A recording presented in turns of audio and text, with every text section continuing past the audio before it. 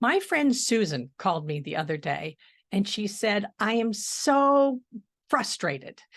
The other day, we had a meeting with the vice president, and I talked about my idea, and nobody noticed, nobody paid attention. And then 5 minutes later, Bob gave the same idea as if it had been his idea. And everybody said, wow, awesome. What a wonderful idea. And I thought, I just said that. How come nobody heard me? I am so frustrated. Well, does this sound familiar to any of you? Hi, I'm Elizabeth Bachman. This is the weekly broadcast of Strategic Speaking for Results.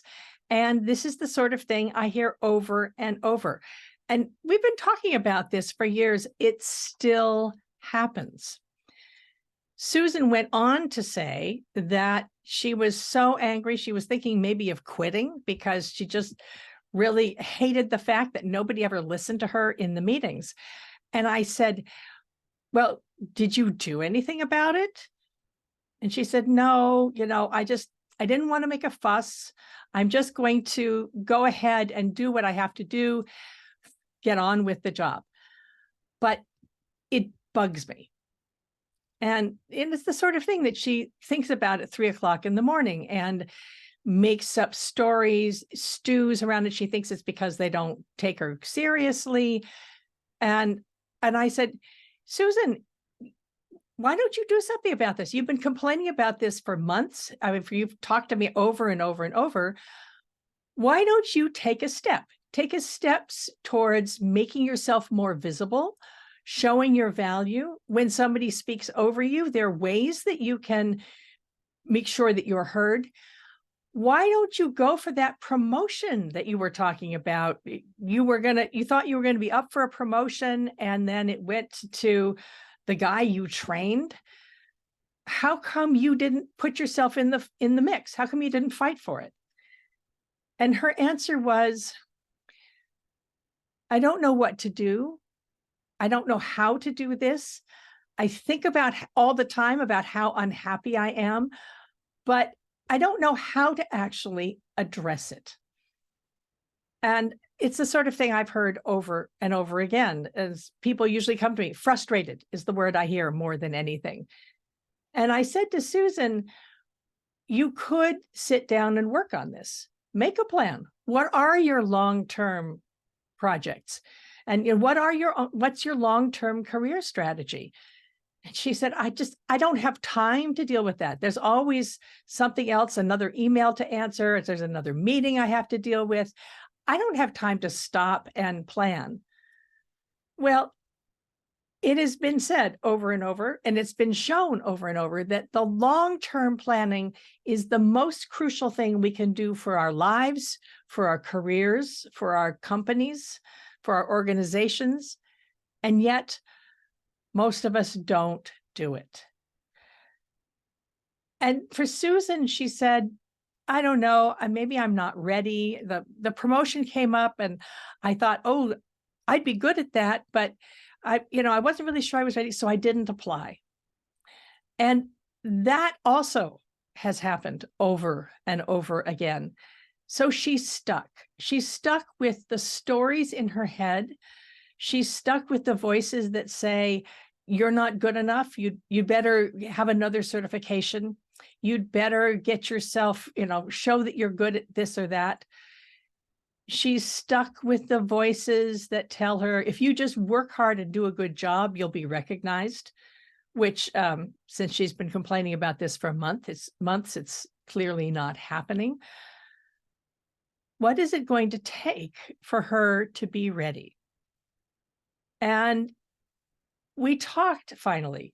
She is finally ready to think about it. She's ready to quit. And I said, well, you like the company, you like what they do. You're just fed up with this situation.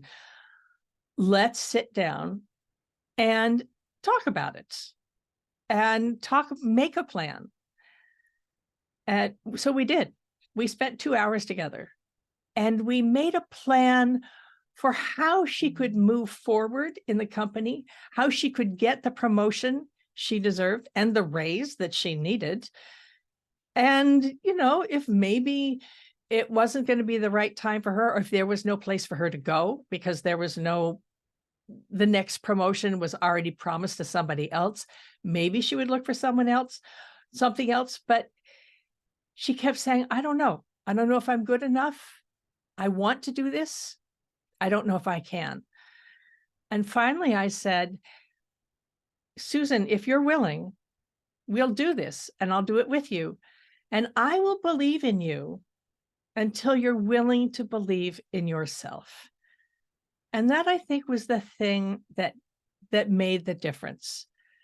And certainly at the end of those 2 hours, we have a plan. So if this sounds familiar, if you find yourself stuck with the voices in your head that are telling you, don't take a risk, don't go too far, or what if it doesn't work? Then make a plan.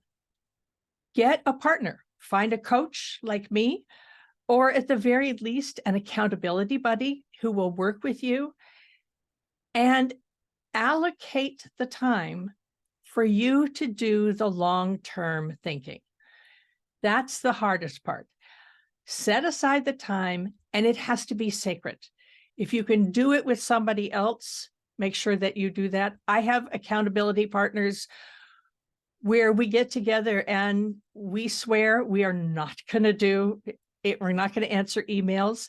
We turn off, we close our email programs so that we will work on the long-term things that we need to create, or we need to answer, or we need to actually think about how to address, so that we can then move forward. There will always be fires to put out. There will always be short-term issues. It's the long-term thinking, the plan, and the partner who will hold you accountable that makes it happen. Susan's on her way. I'm so glad she's out of her rut, and we have a great future ahead of us. I'm excited to see what happens. This has been the weekly broadcast of Strategic Speaking for Results. And if you're curious how you can get out of your rut, reach out to me wherever it is that you hear this or see this, and I'd be happy to talk about it. This is Elizabeth Bachman. I'll see you on the next one.